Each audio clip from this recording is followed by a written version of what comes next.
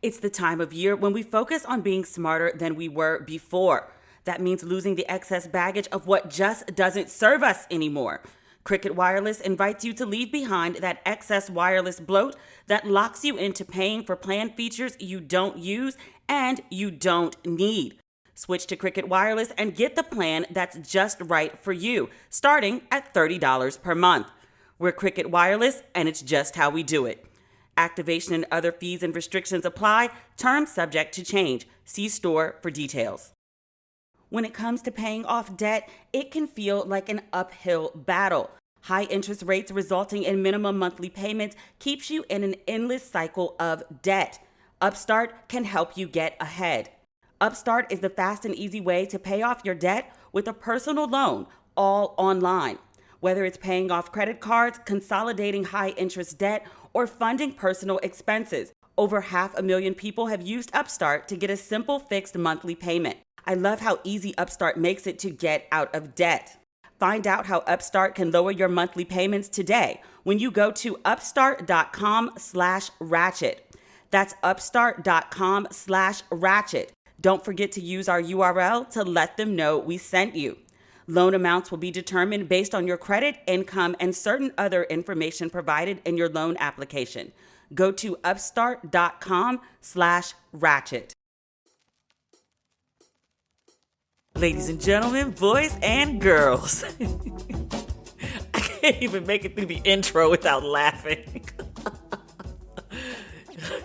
You are listening to Ratchet and Respectable.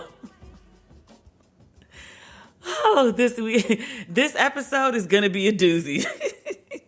We don't have a guest this week, unfortunately. It's my bad. I had a great interview with a woman I consider like my big sister. She's freaking amazing. Multiple New York Times bestseller. She's got her own book in print. She's 50 plus and just bad at shit. Like, beautiful soul inside and out. Phenomenal writer. Like, just one of those, like, makes me want to burn my notebook. I'm like, why, what's the purpose? Like, why am I here when you exist? Like, fucking phenomenal. So we did this amazing interview and we talked as women do about like life and living and loving and just existing. And it was great. I was so excited. And I went to edit it last night and have it ready to submit to my producers today, only to find out that I fucked up the audio. My bad. So I hit her up this morning and I was like, hey, like, do you have the audio on your end? Like, we couldn't figure it out. She's going to retape with me. And she was so gracious because if she had really been like, really, Demetria, really? This is a rookie mistake. It is. I was using a new platform when I interviewed her and I just didn't cross my T's and dot my I's and lost the whole interview. On top of being everything else that I just described, she's also wonderful and gracious and was like, I always have time for you. We'll tape another time. She's also a journalist too, so surely this has happened to her at some point in her life. Or perhaps she's like the one rare journalist where it didn't because she's like that level of on it. My bad. I'll get it together next time. In her unfortunate absence due to my error, we do have a full episode of shenanigans and hijinks. Shenanigans and hijinks. First and foremost, I would like to thank you all for the outpouring of support that came in the wake of my story, my disaster story about the guy I was going on dates with. I don't even want to say dating now, but the guy I had gone on a couple dates with who, that shit just nuke bombed with his, can we fuck before I go celibate ass? Like, what?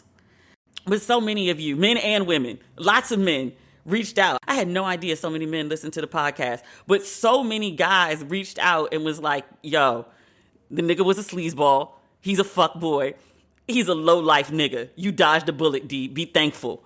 And I really took that to heart because, men often have issues holding other men accountable.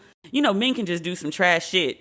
And when women retell the story, they be like, well, what did you do? What did you say? I need to know the full context before I can, speak against another man. Men sometimes can be very aggravating with the gotta hear both sides.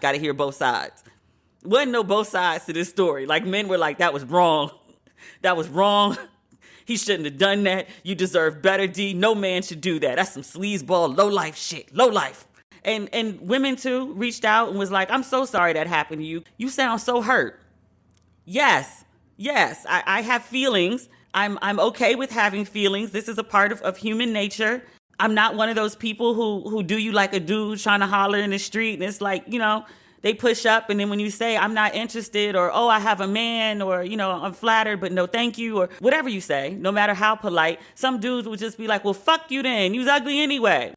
I'm not that person. Dude did some sleazeball shit, but clearly I liked him. I was definitely interested, and he played the fuck out of me. Like, it happens to the best. We all take L's sometimes. That was mine. It is what it is. But yeah, people are like, oh, you sound hurt. Yes. Ain't nothing wrong with being hurt. It's okay to have feelings. It's no shame in caring and liking people. It's okay. I promise you. Feel. It's okay. It's all right. But thank you to everyone who reached out. Like, I really did appreciate it. And many of you reached out about the sex toy that I mentioned. I reached out to the manufacturer, and I was like, do you want to come sponsor the podcast? Because people are reaching out about your very expensive sex toy. Like, y'all gonna have to run me a check. I'm not trying to be funny style or anything, but the origin of me getting these products was that they wanted me to endorse. And when it came time to discuss the check, we couldn't get on the same page. I'm being diplomatic. So I'm like, I'm happy to endorse it. I want everyone to feel as great as I do. But you're going to have to run me a check for that just because of how this whole thing started. So hopefully they will. We did reach out to them, and we shared anonymously. I took everybody's name off everything. We shared the screenshots and the emails of the many inquiries and was like, you missing out. Like, these ladies, like, it's been a long pandemic. Folks ain't trying to risk their lives on some new D, but they do want good orgasms, and they're willing to pay for them. Self-sex is always safe sex. When in doubt, you can always have sex with yourself. Don't have to worry about no STDs. Ain't got to worry about somebody asking you. I can't believe he did that shit. I've gone from like hurt to angry to now like hysterical laughter about the thing. It's so freaking bizarre. And yes, my dad did listen to last week's episode. Hi, Dad, because he's listening now. I asked my mom a couple hours after the episode went up. My dad has his notifications on, and he usually listens right away. And so I asked my mom, I said, did Daddy listen to today's episode? She was like, when I got up this morning, he was listening to it in the living room on speaker. I hope you enjoyed last week's episode, Dad. Please remember our deal. We have some good news this week. Jeannie, Mai, and Jeezy have made each other official. They are now husband and wife. They had a beautiful backyard wedding at their estate. I think to call it a house or even just a mansion would be underselling it. She had a gorgeous dress. She's a pretty woman, but the wedding day glow up. It was like, oh, okay, I see all the extra effort. Absolutely beautiful. And Jeezy, he wore pink, pastel pink, a manly baby pink. They look really cute together. I've liked their relationship. I thought they had good energy together, even from the very beginning. And I remember her telling this story. I want to say it was his birthday party, and she was there, obviously. And she had to leave to go to the airport because she had to fly somewhere for work. And he was like, okay, I'll take you. And she was like, you're going to leave your party to take me to the airport? And he was like, you think you're going to leave and go out of town for work and I'm not going to take you to the airport? And I was like, oh, okay, she dating a grown-ass man. The Jeezy we see now is not the Jeezy that we were first introduced to. Jeezy has grown, as he should. He's a man in his 40s. He should be acting grown. But good for them. Good for them.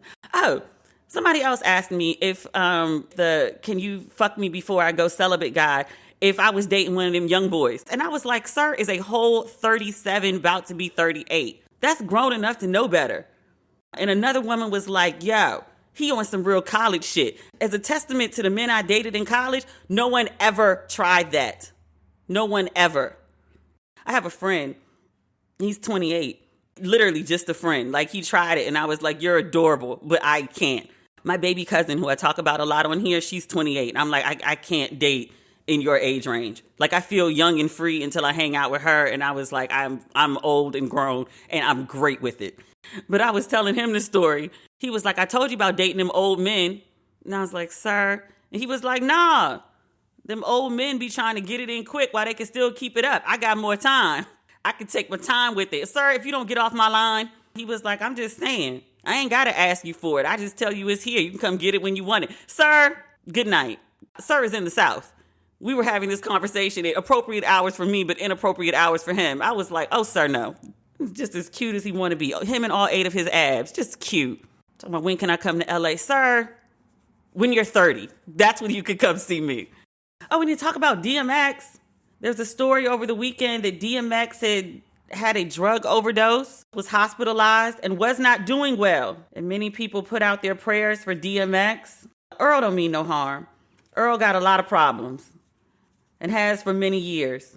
He's in that gap sometimes that I talk about between the person you want to be and the person you are, and he just can't close that gap. I have much empathy for him. And I think it's because his potential is so blatant. It's like, sir, if you could just clean yourself up and fully turn over your life to God, will you be an excellent minister? Like, once you clean up good, like, you got a testimony to share with the people, because we seen your lows. He got a testimony that will relate to the people, and he can pray.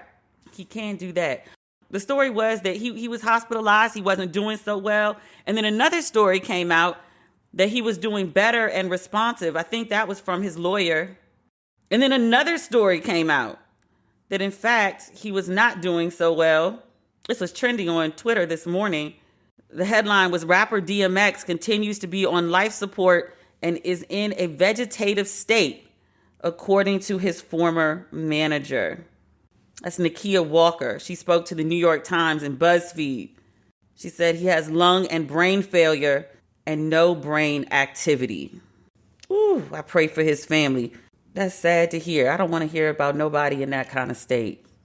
And prayers for DMX. I hope that he can pull through. Jeannie Kane has wardrobe must-haves that are reinvigorating my spring style. From breezy basics that I never want to take off to sunny day accessories I'll be sporting all season long. Jeannie Kane is my trusted source for everyday elevated essentials. Pieces that will keep me looking and feeling my best for years to come. I love their beautiful, simple pieces like their Jane dress. It makes styling my wardrobe so easy. And they've got these amazing signature pieces like their mule, their classic shoe that comes in leather, suede, shearling, and more. It's effortless comfort and endless versatility. It makes it easy to look put together in an instant. Jeannie Kane believes that getting dressed should be the easiest part of your routine.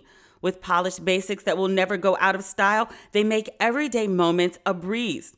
Find your forever pieces at jennikane.com. and get 15% off your first order when you use code RATCHET at checkout. That's JENNIKAYNE.com.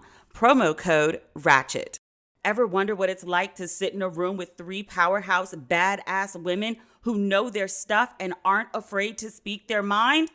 Well, get ready for the Undressing Room podcast.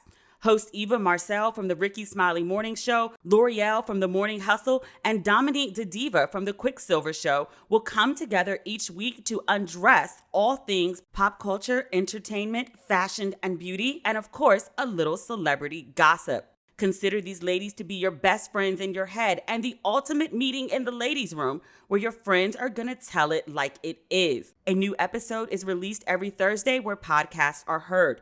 So get your popcorn and tell your girls, because you never know what these ladies will talk about. Get ready for the hottest and newest female podcast around. Subscribe wherever you get your podcasts. Head on over to theundressingroompod.com for previous episodes. What else is going on? Oh, we have some updates for some stories that we discussed a week ago.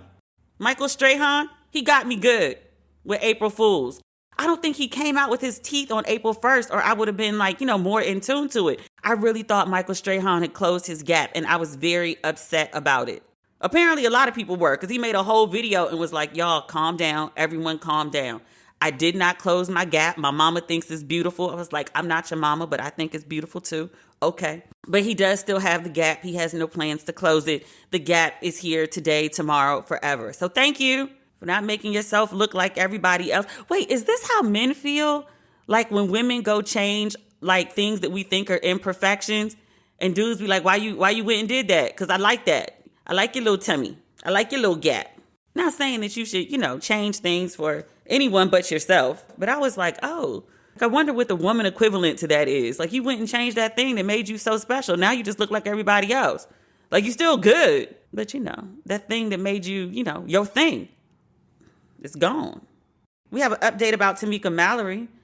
Remember a couple episodes ago, we talked about how she was getting some flack for, one, performing at the Grammys, and then also for appearing in a Cadillac commercial. Some folks were none too happy and was like, you're taking corporate sponsorship. I hadn't fully reached a decision on whether that was good or bad. So Tameka posted on Instagram about her inclusion in the Cadillac ad. She didn't address the naysayers, but it was clearly addressing the naysayers. But she said, on the last day of Women's History Month, let's celebrate the beauty, resilience, and accomplishments of Black women. This month, I was engaged by a prominent Black advertising agency to include my voice in their The Audacity of Blackness campaign with Cadillac. The amazing Black women who work together to make this happen are badass. As part of their campaign, Cadillac and its parent company have committed 10 million USD dollars and dineros to racial justice organizations, with the first 1 million USD dollars and dineros already donated to the NAACP Legal Defense Fund. We are advocating for a significant investment in grassroots organization as well. She also went on to say, my organization, Until Freedom, will continue to use our collective voices to ensure that our purchasing power is recognized and respected. My support of this campaign is aligned with my social justice activism and provides an extraordinary opportunity to raise awareness and focused visibility around recent commitments of various corporations, GM and others, to support this important racial justice work. Well, I guess we might all want to shut the fuck up about Tameka and Cadillac. Carry on, sis. Carry on, sis. Keep doing the good work. I appreciate you. I watched some good TV lately. I finally saw that I, documentary. I told you I saw it last week, but I didn't get a chance to review it. It was so well done. It was amazing. It made me so sad, though. And we talked previously about how Tina Turner said, I've had some great moments in my life, but the good didn't outweigh the bad. She's 80. She's looking back at her life, and that's her summary, which she's entitled to. But I was like, sis, that's sad. That's sad. That it was that way or she feels that way, whichever, both. But that's sad. That made me sad to hear. But that's her truth. But watching the documentary, I was like, oh, okay, that's that a lot of this is really sad. Like her father abandoned her. Her mother did too.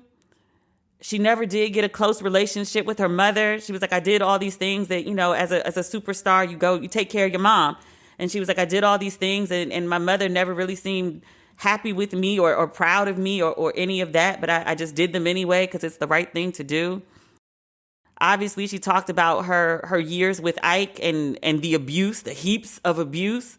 I knew the general story from the media. And then like everyone else, I watched What's Love Got to Do with It. But her version of the story has much greater lows than what was depicted in even the film, as bad as that was. But she also had much greater highs than were depicted as well. But one thing that struck me and struck her was that despite all of her accomplishments, like she leaves Ike, I want to say her late 30s, early 40s. She only takes her name. She takes on all of the debt. So she's working her ass off to reestablish herself. In her late 40s, 50, she becomes this international pop rock star. She's selling out arenas. She sold 20 million copies of her first solo album, which I was like, you went double diamond? I've never heard this before. And despite these accomplishments, a pop rock star at 50, top of the charts at 50, looking like a whole snack at 50, man was out there with her short leather on. And I was like, ma'am, the body, the Tina. But despite all of her accomplishments, mental, emotional, physical, sales, all of that, whenever she would do press, all they wanted to ask her about was Ike. She was like, being married to him and then leaving him was the only thing that the press really cared about. And I was like, but you didn't care about the body? Because the body is good story. You didn't care about the resilience, the strength to leave something with nothing and start over, which obviously is the theme that I really, really relate to. But I was like, that wasn't the story? Because that's the story to me. But it's interview after interview of people asking her about Ike. And she sat there so graciously and answered those questions. I was like, where's your publicist? I mean, a woman has the strength of 10 women. I just wish she had the strength. And this is no dig to her. This is the dig at the press. I wish she had the strength of one more woman, a feisty one who don't give a fuck. To just be like, go ask Ike about Ike. Stop asking me about that nigga. It's not press friendly, but it needed to be said at some point. Or her publicist needed to intervene. And it was women asking those questions too. And I was like, we know better. We know better. Or we should. To center a man and a woman's narrative. But nonetheless, if Tina had been at the top of her game now, we would have had a whole different set of questions.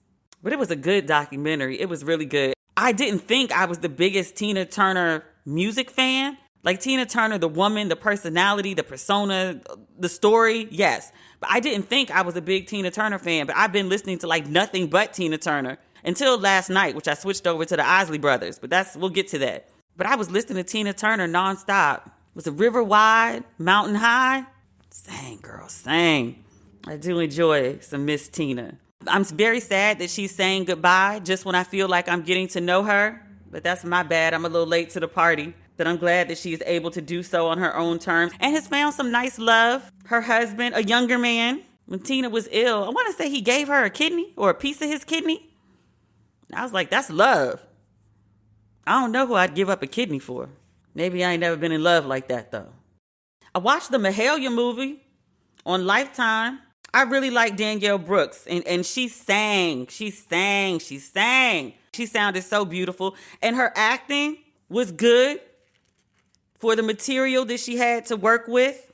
As now a creator of TV content and executive producer, I like to throw that out there from time to time just to remind people. It's something I'm really proud of. It was a life goal. It was a dream come true. So sometimes I just have to throw it out there just as a reminder to myself, like, sis, you did that. I try to give the grace that I would want to receive. I also know that no one sets out to do work that is not received well. So I would just keep it very positive. Danielle Brooks sang. Ooh, she sang. She sounded beautiful as she sang. I will also say that I am glad that there are more than one biopic on Mahalia Jackson, and that we don't have to wait very long for the second and third ones. Lettucey is playing Mahalia Jackson. I don't know if that's a TV film or a film. And then I also know Jill Scott is playing Mahalia Jackson. I think that one is produced by Queen Latifah. Let's look this up so we don't have to guess. I'm acting like my Wi-Fi don't work. Lettucey is set to play, this is according to, where am I reading from? This is according to Deadline. Lettucey is set to play legendary gospel singer Mahalia Jackson in a biopic called Remember Me, the Mahalia Jackson Story. Columbus Short will be playing Martin Luther the King. Janet Hubert will also be in the film. This film will be set during 1956 to 1963. It will chronicle her successful career as well as her unique friendship and devotion to Martin Luther the King. Okay, so that's the one with Lettucey. There's no date for that one, but they do have a working script and producers. Okay, that's a good sign. And then Jill Scott. Now, the Jill Scott one is definitely going to the big screen. Queen Latifah and Jamie Foxx are producing that one. That's promising. And this version is based on the novel Mahalia by Darlene Donlow. As part of the deal, the production team has secured the rights to Jackson's entire catalog. And this information comes via Billboard. There's no date on this one either. I say all that to say that, yes, I'm very pleased that there are 2 more biopics coming. This one wasn't bad. It left some to be desired. I'm going to move on now. Oh, we're going to talk about the thing that I've really been wanting to talk about. This Verzuz last night with Ronald Isley. I mean, it was the Isley brothers and Earth, Wind, and Fire, but Ronald Isley was the star of the night. Steve Harvey was there too. He went and found some Steve Harvey suits. You know, he used to love them bright suits in monochrome. These suits actually look like a tailor was involved though. Like he did a throwback, but he made it current. He looked nice. I'm not even clowning Steve Harvey. Like he looked like the old black man uncle that he is. He looked like one of the uncles when he's stepping out. They go into the, old people don't go to clubs. What they go to? Not the cabaret. What's it called? Wherever the old people go. But he looked like he was stepping out to go there. But Ronald Isley, and you know what's weird? I realized last night I can sing most of the catalog of the Isley brothers because my dad used to listen to it all the time. That was like his Saturday morning music. My father loved nothing more on Saturday mornings than to go down in the basement, and he had a stereo. It was an old school. I'm dating myself. When the stereo system was like a bunch of equipment stacked on top of each other in a cabinet. But he would go down in the basement and he would sit on this stool and he would blast his music and have the nerve to have headphones on. It was just singing out loud to nobody but himself. Was just surrounded with music. The music was in him. The music was coming out of him. Growing up, I could never sleep past 9 o'clock because my father loved to blast his music and be offended when you'd be like, could you turn the music down?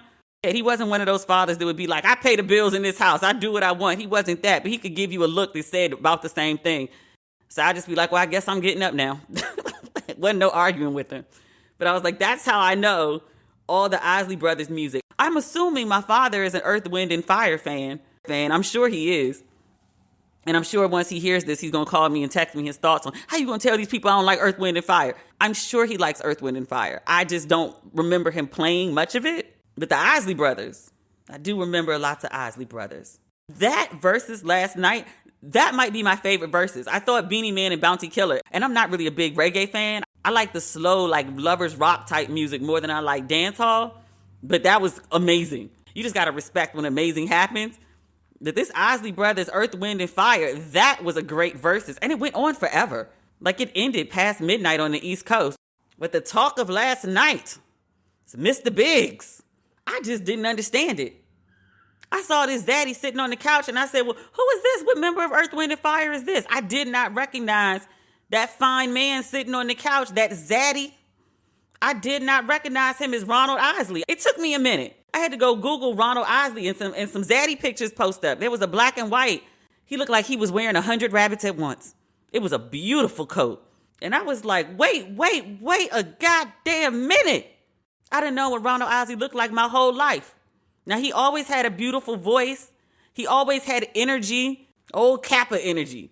And you'd be like, well, maybe you was fine in your day. But then you go back and see pictures like in his 20s and 30s and was like, well, he wasn't a bad looking man. He wasn't like, hideous. But he wasn't nothing you write home about. Shit. Ronald Isley is 79? Dear mom. Shit. Dear grandma. Who the hell waits till they 79 to pop out? I was shocked. Literally, my dad is 79. I am looking at a man my father's age and having lustful thoughts. Who knew? Yo, these beards, I implore every man listening. If you can grow a beard and you can keep your employment with said beard, I would highly suggest, for the sake of your loins, so you ain't got to call no woman and ask her to fuck, so she'll just be coming to you willingly, grow a beard. Grow a beard. I even say this, for the men who can't grow beards, you might want to go see Wade the barber. Like, I know he takes care of the top half. Flawless wiggery. Flawless. Y'all might want to go see if Wade the barber can give you some chin action too. Help yourself. Help yourself. Ronald Isley done grown a gray beard at 79 and is looking like, I can't even call him a snack. That's more than a snack. That was at least a 5-course dinner. I couldn't believe he looked like that. I was shocked. How Bevy came on here and she was like, oh, it gets greater later. I thought she meant like, in terms of money, in terms of lifestyle and living, travel. I didn't know she meant people was going to start looking like, good at 70 fucking 9. It's fascinating. Eighth wonder of the world. I'm sitting up here looking at Ronald Isley and I was like, well, shit, I got a cutoff at 45. I really don't go for much older dudes, but I was like, yo, I might need to be on some silversingles.com. I might need to expand my horizons. Look at what my options are. I've been limiting myself. Ronald motherfucking Isley. I ain't never looked at Ronald Isley like that before. Good Lord. That fur, that chinchilla. He had his glasses on indoors. I wasn't even mad. Sunglasses and a Bluetooth. You can't take those away from an old black man. He had his hat cocked just so, looking like Santa. Sir, I will come sit on your lap. I have requests. Do you have gifts? Just FYI, when women be like, I want a sugar daddy. This. He is not available, though. I think that's important to note. Ronald Isley is a married man with a 14-year-old son. His wife, Candy, is 43. Who knew I had a shot with Ronald Isley? Who knew? I ain't even 43 yet. The Candy's a good-looking woman. Pretty woman. Shapely woman. Cute. And I was like, oh yeah, we over here fawning on the internet. Ronald Isley going home. He good. He's real good. Candy's a cutie. I ain't mean no disrespect posting your husband, Candy. I was just looking. I don't plan to do no touching. I respect women's husbands. But your husband was looking good last night, Sister Candy. Shit. Internet ain't mean no harm. We ain't mean no harm, no disrespect. We was just shocked. And they've been married for like a good 15 years. Candy saw a vision we didn't see. She married him without the beard. And Candy was like, I see potential. Candy got him looking right. She doing for Ron what Marjorie did for Steve. Was it me or Steve Harvey was drunk last night? He didn't necessarily do anything per se, but the way he was dancing, at one point, Mr. Biggs had taken his chinchilla off, and Steve Harvey grabbed another man's fur and put it around his shoulders and proceeded to come to the front and dance like he was a member of the Isley Brothers. And I was like, look, I know Ciroc is the sponsor, but I know a black man drunk off dark liquor when I see one. I'm going to guess they got a car service to Steve to make sure he got home safely. But I was like, Steve was drunk. I didn't hear his recap of the show this morning. One of my readers posted a summary. Steve gave some behind the scenes details. He said Ronald Isley came with 10 outfits to do wardrobe changes. And he said none of the OGs drink Ciroc, who's always the sponsor for Verzuz. He said they was looking for amaretto. They wanted that dark liquor. You can't be singing all that love music with light liquor. Love music comes with dark liquor. Dark liquor make you act up. Woo, Ronald Isley, I was very pleased. Like what you've been listening to? We do too. Here's more to make you smile. When you sign up for a $60 voice plan with Cricket Wireless, you don't get a plan without a phone. You get a Nokia C2 Teva for free. You get network and coverage that stacks up quite fine. What don't you get? You get no gimmicks, no funny stuff, no bait and switch, no owe us more later. We're Cricket Wireless, and it's just how we do it. Must bring your number to Cricket on a $60 a month voice plan. First month service charge and tax due at sale. Fees, terms, and other restrictions apply. See store for details. When it comes to paying off debt, it can feel like an uphill battle. High interest rates resulting in minimum monthly payments keeps you in an endless cycle of debt. Upstart can help you get ahead. Upstart is the fast and easy way to pay off your debt with a personal loan, all online. Whether it's paying off credit cards, consolidating high-interest debt, or funding personal expenses, over 500,000 people have used Upstart to get a simple fixed monthly payment. Unlike other lenders, Upstart looks at more than just your credit score, like your income and employment history. This means they can offer smarter rates with trusted partners. With a 5-minute online rate check, you can see your rate upfront for loans between $1,000 to $50,000. You can receive funds as fast as one business day after accepting your loan. I love how easy Upstart makes it to get out of debt. Find out how Upstart can lower your monthly payments today when you go to upstart.com/ratchet. That's upstart.com/ratchet. Don't forget to use our URL to let them know we sent you. Loan amounts will be determined based on your credit, income, and certain other information provided in your loan application. Go to upstart.com/ratchet. Old folks been popping out this week. Dr. Jill Biden, our first lady. On Easter, I believe she was outside with some fishnets on. And they were respectable fishnets. I mean, respectable as fishnets can be. She had on a skirt. The skirt was grazing the top of her knee. She wasn't out here looking like a working lady. She was just, giving Joe and us a little extra, reminding people that she still got it. She was trending on Twitter earlier today. And I was like, why is Jill Biden trending on Twitter? Like, what could she have done? She never does anything bad. The conservative folk were talking about her fishnets. There was a story about it on the New York Post. Did I screenshot it? Because I thought it was so damn ridiculous. Conservatives were all upset about Dr. Jill and like, how could she? Yeah. It's unbecoming of a first lady. Like the previous first lady, the third wife of the occupant in the White House, you couldn't even Google her images without her hoo-ha coming up. There were many pictures of her just butt-ass naked, not even wearing a smile, not even in socks, just butt-ass naked, standing there with her hands covering her hoo-ha. And that's the woman y'all kept holding up as like a pillar of classiness and beauty. And now look, I don't hoe shame. I don't slut shame. It's your body. It's your hoo-ha. If you want to put it on the internet, that's your business. But I do have an issue with folks trying to act like a woman in fishnets is trashy, but want to praise a woman with none of her clothes on. And it wasn't even like tasteful nudes. It was like trashy, sleazy nudes, which, there's a time and a place for all of that. But you're not going to act like Dr. Jill Biden is trashy. But meanwhile, the other lady is lathered up in cheap grease, got it all out. That's not okay. I don't like those double standards. But Jill looked cute. It was a weird choice for an Easter outfit. But her and Joe been married for a while. You got to keep things spicy. They said the marriage bed is undefiled. If that's how they choose to roll, then that's just how they choose to roll. And that's that. What else do we have on our list? Oh, yes.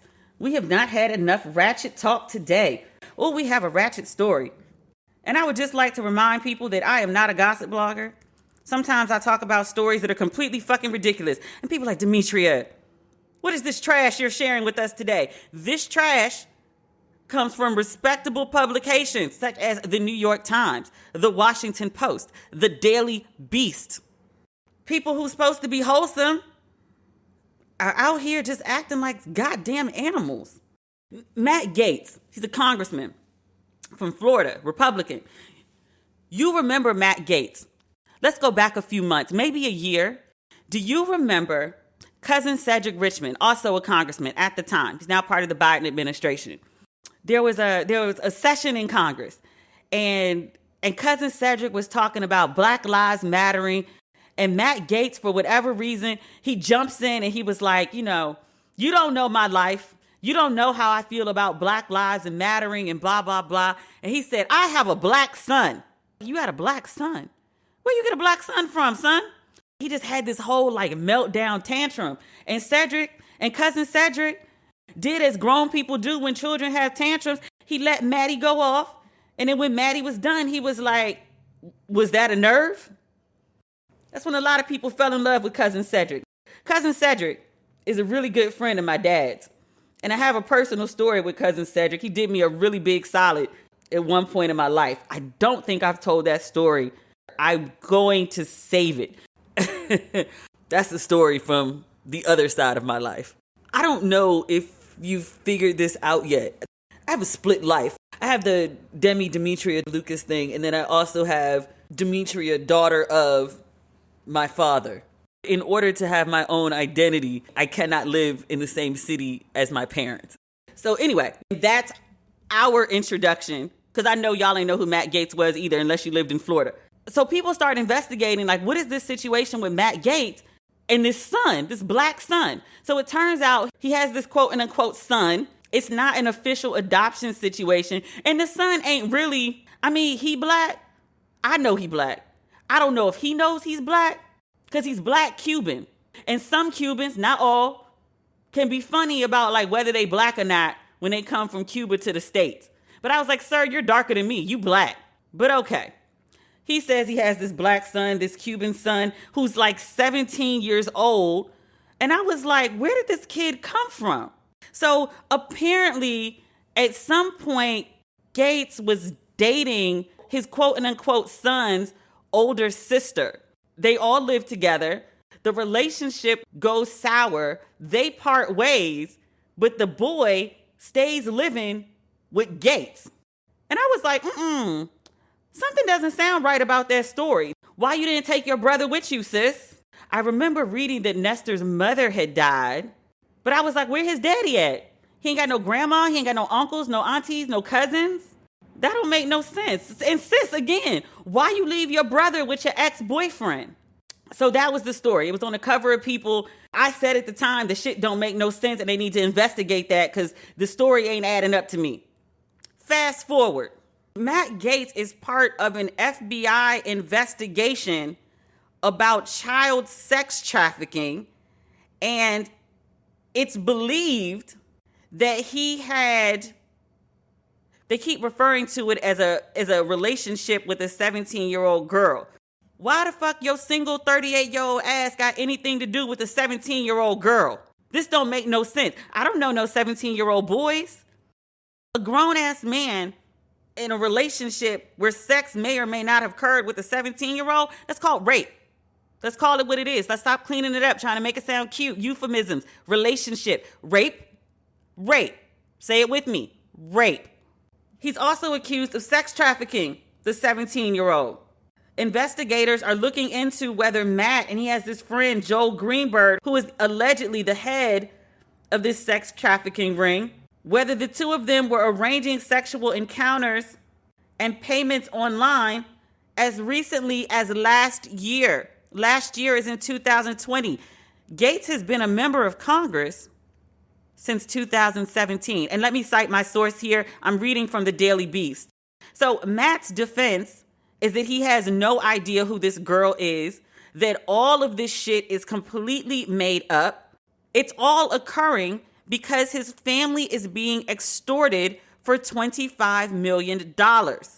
He went on the Tucker Carlson show and he accused a former judge, I believe, of being the ringleader of this extortion scheme. Matt said he has no idea who this girl is that people are referring to. He has no relationship with a 17-year-old girl. But then also in the same interview, I didn't see the whole thing. I just watched the clips. Just want to be transparent there. At one point he says, Tucker, you and I went to a restaurant. We had dinner and she was there. And I was like, wait, I thought you said you didn't know who the girl was. Now you and Tucker Carlson had dinner with the girl? And Tucker was like, I have no recollection of those events. I have no idea what you're referring to. I wasn't at no dinner. And after the interview was over, Tucker Carlson, who's a piece of shit, let's be clear. Tucker Carlson said, quote, that was the weirdest interview I've ever done. Folks are distancing themselves from him left and right, but they're also digging in the files. Apparently there was a Miami Herald story from 2017 where someone accused Gaetz of playing a game with other young Florida legislators, the object of which was to sleep with state house interns, married colleagues, aides, and lobbyists. What do folks have against finding single people who don't work in their profession to have all of the free, fun, consensual sex with that both would like to enjoy? Why is this so difficult? Why are you going to go after the interns and the married people and the people you work with and the lobbyists? Why you want to fuck up your work environment so bad? According to other reports, while a sitting congressman, Gaetz would brag to his colleagues about women he'd slept with, sometimes showing nude photos of them to colleagues on the House floor. Nigga, how old are you with this shit? You out here acting like a whole 20-year-old that ain't never seen no pussy before. Really? Really? This is what you doing at work as a sitting congressman? Sir. According to the New York Times, a reputable publication, a spokesperson from Gaetz' office said Matt Gaetz has never paid for sex. That was from the communications director who recently quit in the midst of a scandal about his boss paying for sex. This is a goddamn mess. I stopped watching the news all day, every day after Biden got elected. Like once we got Trump out, I was like, well, maybe things will calm down. So I tune in for like the big stories, like, all these people who have been vaccinated. We might get our lives back sometime later this year. Things like that. But this, I'm going to have to go back on my nightly binge of Cooper Cuomo and The Dawn. This is scandalous. And also, too, let me say this before we wrap up. Because of Matt Gaetz' job, much of the conversation is around the scandal of what he's done. We also need to focus on the sex trafficking of these young women, where they are. They ain't okay if they've been sex trafficked. But can we find them? And can we get them the help that they absolutely need after dealing allegedly with a sleazeball like this? And I'm also very serious about this investigation into this quote and unquote son, this young Cuban boy who's been living with Gaetz, whose sister left him with her ex-boyfriend. That story sounded fishy a year ago, and it's fishy now. While the FBI is looking around into things, look around into that shit too. That story ain't right. Mark my words. All right. That is it for this week's episode of Ratchet and Respectable. Thank you for tuning in. We're going to get that interview situation addressed and get right. Next episode, I do have a wonderful interview. We've already done it. We did it on Good Friday, which I was like, girl, thank you. Nkechi Onkoro Carroll. She is the showrunner for All American, which you know I love me some All American. Them kids be stressing me out. Every week I swear I'm done. I ain't watching this show no more. And then I don't even wait for it to run on the West Coast. You know how I do an ad sometimes for ExpressVPN, and this is not an ad. I use my ExpressVPN so that it looks like I'm on the East Coast so I can watch TV with the other half of the country. So I don't have to wait, and social media can't keep spoiling everything from me. I'm serious about my shows, y'all. I'm serious. So next week, we have Nkechi Onkoro Carroll, which I am super excited about. In the meantime, those of you who pre-ordered your Don't Waste Your Pretty shirts, they are in-house. They are shipping later today on the promised due date. As soon as I am done editing, they're already packed and ready to go. They just have to be dropped. But if you have not picked up any of your Don't Waste Your Pretty merch, it is still available. The hoodies are still on the site. I have at least a couple of everything but smalls. So if you want to get your hoodie now, we've got about another month of hoodie weather, depending on where you are in the world. Go on and get your hoodies. Go on and get your mugs. Go on and get your signed copies of the second edition of Don't Waste Your Pretty. I'm not signing copies after this week. I need a break. Plus, I told you I'm moving, right? Right. And there's also a teeny tiny bit of Ratchet and Respectable merch. We are restocking. We are adding different colors. So I won't have you out here wearing all black in the dead heat of summer. I wear black year round. Everybody ain't me. I recognize that. So we are getting a restock of Ratchet and Respectable merch. But if you're like me and you just like black, we do have some tees and some V's left, especially if you're a small size girl. And when I say like a few, I mean like 5. Sold a whole lot of Ratchet and Respectable tees in black. So those are still available. And you can get all of the merch on the website. It's under my name, DemetriaLLucas.com. As always, thank you for listening, and we will talk again on Friday. Okay. That's everything, except that damn interview. We're going to figure it out. I'm so mad at myself for that. I'm so mad. Okay. We'll talk on Friday. Bye.